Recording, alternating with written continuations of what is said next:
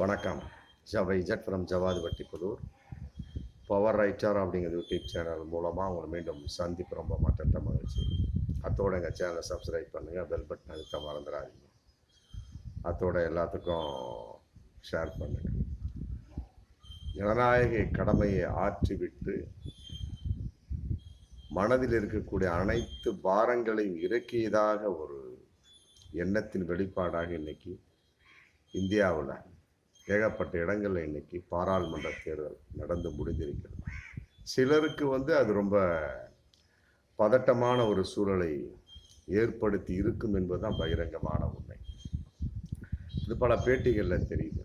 அதில் குறிப்பாக அண்ணாமலை பேட்டி கொடுத்துருக்கார். தங்களுடைய கரூர் தொகுதியில் பரமத்தி பக்கத்தில் ஊத்துப்பட்டி கிராமத்தில் ஓட்டு போட்டுட்டு செய்தியாளர்களை சந்திச்சிருக்கார். சந்தித்த சமயத்தில் அவருடைய செய்தியாளர் சந்திப்பில் பேட்டியில் ரொம்ப தெளிவாக பேசியிருக்கார். அதாவது ஆள்பவர்களுக்கும் நமக்கும் எப்பொழுதும் தொப்புள் கொடி உறவு இருக்க வேண்டும் அப்படின்னு இருக்கார். அதே நேரத்தில் கோவையில் ஒரு வாக்காளர்களுக்காவது பணம் கொடுக்கப்பட்டு நிரூபிக்கப்பட்டார் பதவி விலக தயார். அதே நேரத்தில் கோவையில் திமுக அதிமுக 1000 கோடி செலவு செய்துள்ளார்கள். மக்களை விலைக்கு வாங்கி விடலாம் என நினைப்பவர்களுக்கு கோவை மக்கள் சரியான பாடம் புகட்டுவார்கள். ஆமாம், இந்த 4 பாயிண்ட்ஸ் ரொம்ப கூர்ந்து கவனிக்கப்பட வேண்டிய ஒரு சூழல்.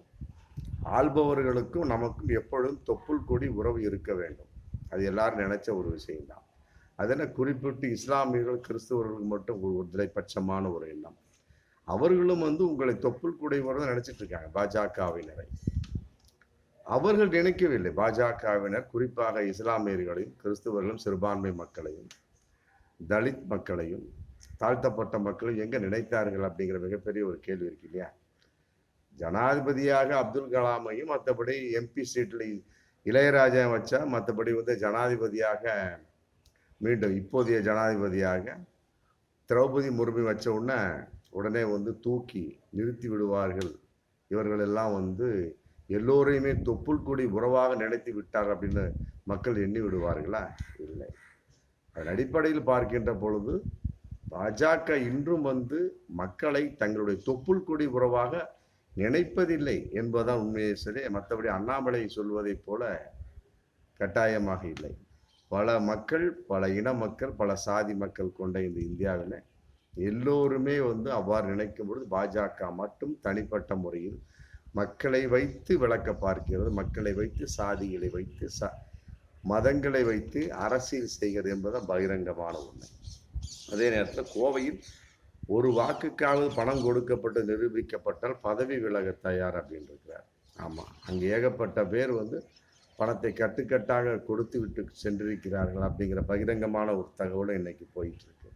அதாவது கோவை தொண்டாமுத்தூர் பூலுவப்பட்டியில் டீ கடையிலேயே பாஜகவை சேர்ந்த வடிவேலம்பாளையம் பாஜக மண்டல தலைவர் ஜோதிமணி அவர்கள் ஓட்டுக்கு 2000 ரூபா கொடுத்து இன்னைக்கு பறிமுதல் செய்யப்பட்டிருக்கார். இதெல்லாம் எந்த ஒரு கணக்கு அப்படிங்கிறத அண்ணாமலை தான் சொல்லணும். அதே நேரத்தில் அண்ணாமலை ஜிபே மூலமாக பணத்தை சப்ளை செய்து கொண்டிருக்கிறார் அப்படிங்கிற தகவல் இன்னைக்கு போயிட்டு இருக்கு.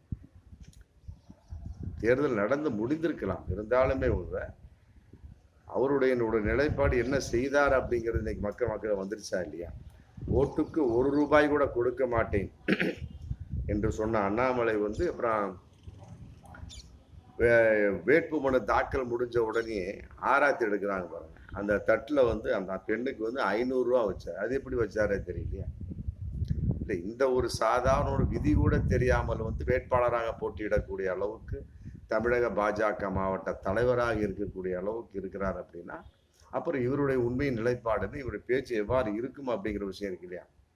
அதே மாதிரி போல புதுச்சேரியில் பிடிச்சிருக்காங்க போற அதே பாஜகவை சேர்ந்த ஒரு நபர்களை பிடிச்சிருக்காங்க. புதுச்சேரி ஜான்சி நகரில் பாஜக கூட்டணி ஆதரவாளர், என்ஆர் காங்கிரஸோட ஆதரவாளர், அதே நேரத்தில் முதல்வர் ரங்கசாமிக்கு ரொம்ப வேண்டியப்பட்டவர் முருகேசன் அப்படிங்கிற வீட்டில் 3.68 கோடி பறிமுதல் பண்ணியிருக்காங்க. இதில் இன்னொரு கூத்து என்னன்னா 1,10,00,000 செல்லாத 2000 ரூபா நோட்டு. அதை வச்சு அவர் என்ன பண்ண போறாரோ தெரியல. முருகேசன் 3.68 கோடி பறிமுதல். ஆமாம், இத்தனைக்கு என்ன பொசிஷன் அப்படின்னா 6 நாய்களுக்கு மத்தியில் 2 பண்டல் கிடந்திருக்கு.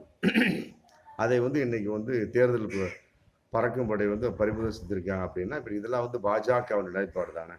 இதையெல்லாம் விட நெல்லை, ராமநாதபுரத்தில் ஓபிஎஸ் நயினா நாகேந்திரன் எந்த அளவுக்கு சப்ளை பண்ணிட்டு இருக்காங்க அப்படிங்கிறது இன்னைக்கு சமீபத்தில் பிடிச்சாங்க இல்லையா, ஒரு 3 வாரத்துக்கு முன்னால் 4 கோடி ரூபா நெல்லை எக்ஸ்பிரஸில்.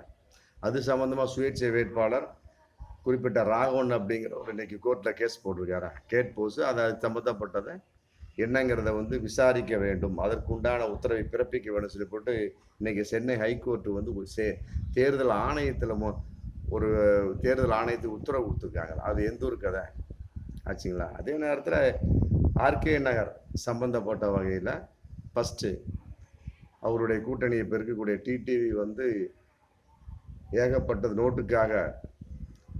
ஓட்டுக்காக பணத்தை வீசி எறிந்த சூழலில் 20 ரூபா கொடுத்து டோக்கன் கொடுத்து வந்து 2000 ரூபா நோட்டு வாங்கிக்கங்க அப்படின்னாரு. அது ஒரு நேரம்.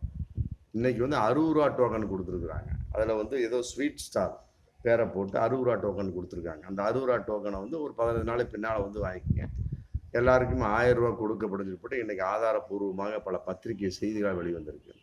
அப்போ இது யார்? உங்களுடைய பாஜக அவனுடைய தில்லுமுடு தானே, நல்ல கூட்டணி தானே.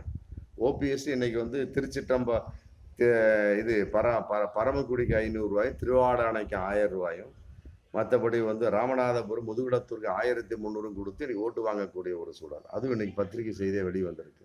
இப்போ இதெல்லாம் வந்து பாஜக கூட்டணி, பாஜக அவனுடைய மிகப்பெரிய ஒரு தேர்தல் தில்லுமுடு, ஓட்டுக்காக ஏற்படுத்தப்பட்ட தில்லுமுடு தானே. இந்த பொசிஷனில் ஓட்டுக்கு நான் 1 ரூபாய் கூட கொடுக்க மாட்டேன்னு சொல்லி போட்டு அப்படி கொடுக்கப்பட்டு நிரூபிக்கப்பட்டால் பதவி விலக தயார்னா இதுக்கெல்லாம் என்ன ஆதாரங்கிற விஷயம் இன்னைக்கு வந்திருக்குல்ல. ஆராத்தி எடுக்கக்கூடிய சமயத்தை தட்டில் உள்ள அந்த எடுத்த பெண்ணுக்கு தட்டில் 500 ரூபாய் போட்டு ஆரம்பித்து வைத்தவர் அண்ணாமலை தான் அப்படின்னு நம்ம பகிரங்கமாக குற்றம் சுமத்தலாம். ஒரு சின்ன விதி கூட தெரியாமல் அவர் எந்த அளவுக்கு வேட்பாளராக போட்டியிட முடியும் அப்படிங்கிற கேள்வி இதில் இருக்கு. இத்தனை ஆதாரங்கள் இருக்கு. எல்லாமே வந்து அவர்கள் செய்தது. அவர்களுடைய கூட்டணி கட்சிக்காரர்கள் இந்த பணத்தை பறக்க விட்டுட்டு இருக்காங்க. தேனியில வந்து யாருக்கு சின்ன ஒரு சாதாரண ஒரு டீ கடையில கூட 500 ரூபா நோட்டுக்கு சில்லறை இல்லை, அந்த அளவுக்கு நிலைமை போயிட்டு இருக்கு. அப்படி இருக்கக்கூடிய சமயத்துல என்ன அதிமுகவும் திமுகவும் 1000 கோடி ரூபாய் பணம் செய்து உள்ளார்கள் அப்படின்னா நீங்க எத்தனை கோடி செஞ்சீங்க அப்படின்னு இன்னைக்கு ஒரு சாதாரண கணக்கே வந்து அதுக்கு மேல இருக்கக்கூடிய சமயத்துக்கு இதற்கு முன்னால் எவ்வளவு செய்தீர்கள் அப்படிங்கிற கேள்விலாம் இருக்கு இல்லையா. இதெல்லாம் பார்க்கக்கூடிய சமயத்துல பாஜகவுக்கு இன்னும் தேர்தலுடைய அந்த நிலைப்பாட்டின் அடிப்படையில் இன்னும் முடிவே வராத அளவுக்கு இருக்கும் பட்சத்தில் இன்னும் பயம் வந்து விட்டது அப்படிங்கிறத பகிரங்கமான உண்மை. நாம அண்ணாமலை வந்து ஏதோ ஒரு வகையில் உளறிக்கொண்டே இருக்கிறார். திமுக அதிமுக செலவு செய்கிறாங்க, செலவு செய்யல, நீங்களும் செய்யாமல் இருந்திருந்தால் பரவாயில்லை. பாஜக என்ற பேரில் நீங்களும் கட்டுக்கட்டாக பணம் செலவழிச்சுதான் இருந்திருக்கிறீங்க. நயினார் நாகேந்திரன் சம்மந்தப்பட்ட வகையும் மற்றபடி சோன்சோ ஓபிஎஸ்சி டிடிவி இந்த இப்போ ஜோதிமணி அப்படிங்கிறவருக்கு பறிமுதல் செஞ்சுருக்கிறாங்க. இதெல்லாம் பல விஷயம் இருக்கு இல்லையா. அதே நேரத்தில் இன்னொன்று சொல்லியிருக்காரு, மக்களை விலைக்கு வாங்கிடலாம் என்று நினைப்பவர்களுக்கு கோவை மக்கள் சரியான பாடம் புகட்டுவார்கள். அதுதான் ஒன்றும் புரியல. தனக்குத்தானே சொல்லிக் கொள்கிறாரா அப்படிங்கிற கேள்வி இதில் வருது. கோயம்புத்தூர்ல இவர்கள் செய்த பணம் பட்டுவாடா சம்பந்தப்பட்ட வகையில, அதிமுக திமுக செய்த பணம் பட்டுவாடா சம்பந்தப்பட்ட வகையில அப்படிங்கிறது வந்து தேர்தல் முடிவில் தான் ஜூன் 4ஆம் தேதி தான் தெரியும். எது எப்படியோ ஆமா, இன்னைக்கே வந்து பாஜகவிற்கு தேர்தல் முடிவு வருவதற்கு முன்னாலேயே வந்து தோல்வி பயம் வந்து விட்டது என்பதுதான் பகிரங்கமான உண்மை. பார்ப்போம் மீண்டும் அடுத்த வீடியோவில். நன்றி.